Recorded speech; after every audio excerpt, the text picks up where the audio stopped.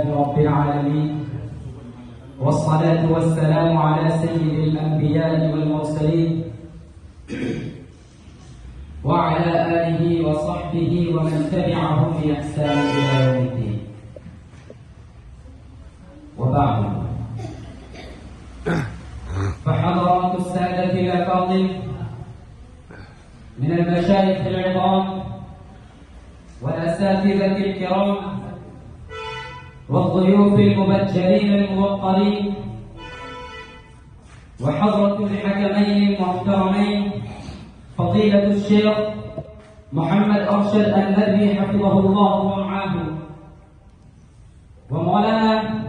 المفتي نسيم أحمد القاسمي حفظه الله ورعاه، والطلاب الأعزاء والمستمعين الكرام، أحييكم أولا تحية الإسلام، تحية مباركة طيبة. السلام عليكم ورحمة الله وبركاته.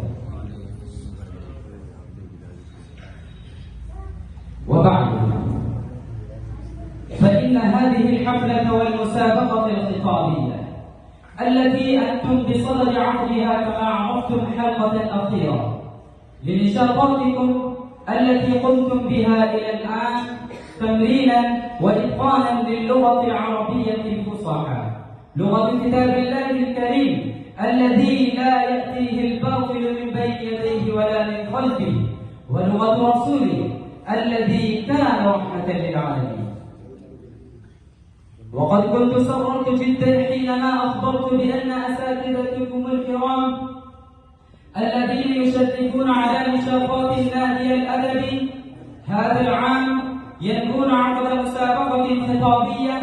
وإني أهنئكم جميعا المتسابقين في هذه المسابقة، سواء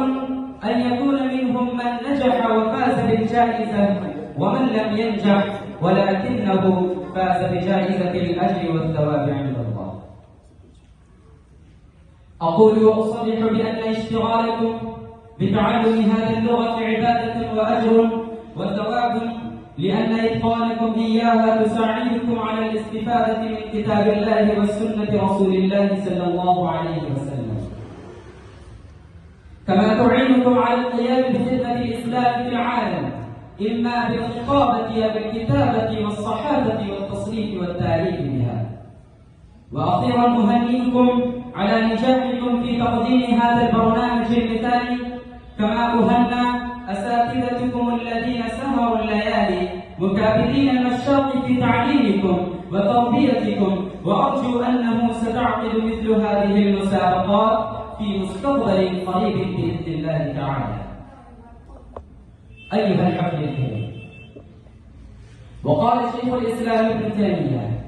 أن اللغة العربية من الدين ومعرفتها فرض وواجب، فإن فهم الكتاب والسنة فرض ولا يفهم إلا باللغة العربية، وما لا يتم الواجب إلا به فهو الواجب. وقال إمام اللغة أبو منصور عبد الملك محمد بن إسماعيل الثعالبي، ومن هداه الله للإسلام وشرح صدره للإيمان وأتاه حسن سريرته فيه، اعتقد أن محمدا صلى الله عليه وسلم خير الرسل، والإسلام خير الأمم، والعربية خير اللغات والألسنة، والإقبال على تفهمها من الديانة، إذ هي أداة العلم ومفتاح التفقه في الدين وسبب إصلاح المعاش والمعاد. أيها المستمعون الكرام، أنتم تعلمون بعلم حكم وبعلم يقين أن اللغة العربية تحتل مكانة عالية فائقة على كل لغات أخرى في العالم، وهي أقدم من اللغات الهامة التي تنطق في البلدان العالمية، ولها أهمية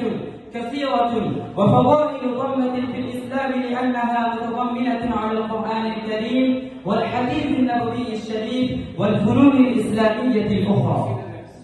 تحتوي عليها الأمة المسلمة، لا يمكن لها أن تكون مستغنية عنها، فلذلك اهتمت بها المدارس الإسلامية اهتماما بالغا، وطلاب المدارس العربية يبذلون قصارى جهودهم المستطاعة في تكلم اللغة العربية والكتابة بها والخطابة بها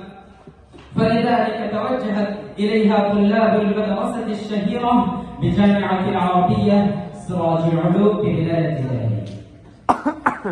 أيها السادة العظام، إن العلماء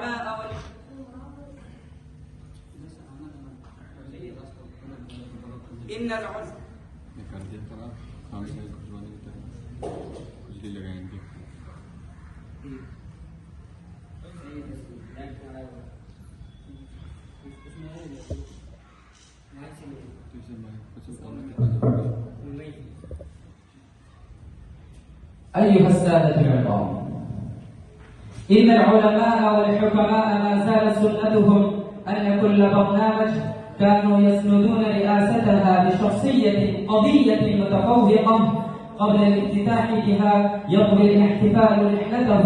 تحت إشرافها، فترتفع إنظارنا لذلك إلى فخامة الشيخ مولانا محمد شميم عابد القاسمي حفظه الله ورعاه.